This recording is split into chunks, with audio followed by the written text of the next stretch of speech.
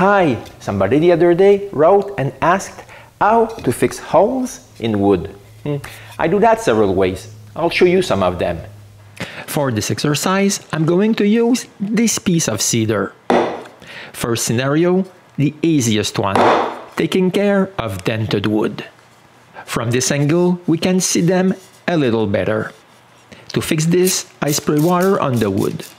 But not any kind of water. The water that came directly from my dehumidifier. This way, I'm sure it doesn't contain any minerals in it. Okay, it's far from graceful, but it does the job.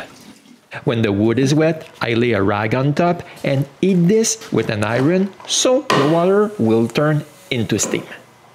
This is the reason why we should always have an iron in the shop. And with the steam, the dents almost disappear. It even shows less if I sand it a little.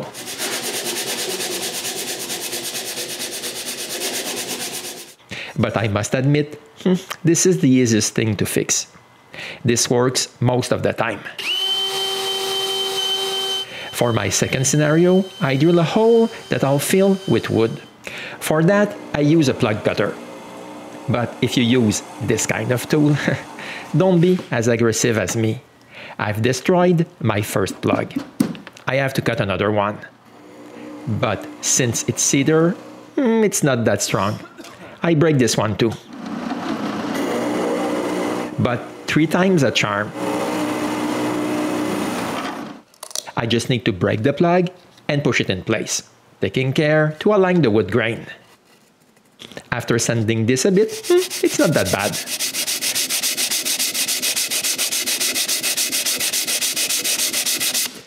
But we don't always have round holes to plug. That's the reason why on plywood sheets you can see plugs that often have odd shapes. It's time now for another solution. This time I use some wood filler. You can find this in different colors. For myself, I like light colors because it's easier to add my own. That's the reason why I always keep small containers with sawdust from different wood species in the shop. I can mix wood filler with wood dust, and what I like about this kind of product is that I can add a bit of water to make it even thinner. So after mixing this, I can fill another hole. But I like to mix wood filler with color pigments. So for that, I use my father's old doctor bag. In this bag, I can find everything to repair finish and also a bunch of small bottles filled with color pigments. I use this powder to tint the wood filler. Okay, don't do this at home. This is way too much.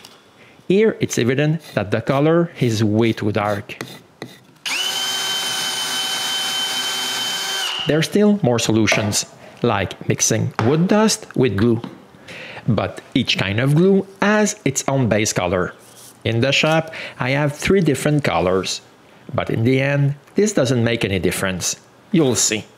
I mix the same quantity of glue and dust for each different color, and I fill the holes with them.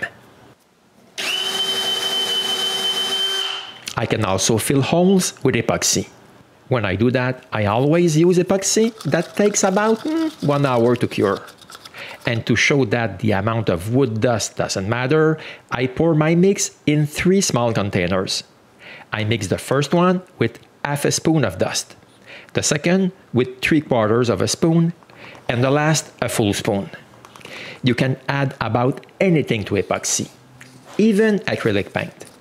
But be aware that the paint won't dry inside the epoxy, and you won't be able to sand it.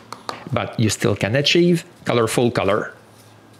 When it's well mixed, I fill the holes with epoxy. And it goes from very runny to almost a paste.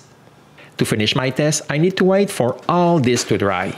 This will be the perfect time to refinish the top of my workbench. The next day, I can sand this and clean it. To really see what this will look like at the end, I even brush a coat of varnish. And now you can see that miracles don't exist. All my repairs are really obvious. But it's even tougher if you want to dye or stain this afterwards. To show it, I remove the varnish and apply some water-based stain. And a coat of varnish on top. The winner when it's stained is actually the wood plug. But it's not what I call an invisible repair. That's why when I use plugs, I use wood with another color. This doesn't look like I wanted to hide a mistake, but rather that it's part of the design. But my favorite way of filling holes is with lacquer sticks. Yes, my father had a few. I find a color that I think will be alright. This is applied with hot tools. I heat them in a small oven. But this works better on small holes, like screw holes. For fun, I'll fill 3 holes with 3 different colors. I must admit that my father's old tools work way better than the new one I bought. To conclude this, I sand and apply a coat of varnish. And here's the result. Okay, not close to the desired color. That's the reason why my father had a nice collection of lacquer sticks. But it's possible to have the right color. Just look at my bedroom. With wood filler and colored powder, I managed to match the stain color. But one thing for sure is that you need to test this before jumping on your nice kitchen table. Otherwise, this can be a disaster. I hope you like this different type of episode. I would gladly love your input. This might not show, but I've worked over 10 hours to produce this video. And if nobody likes it, I won't waste any time on this type of videos in the future.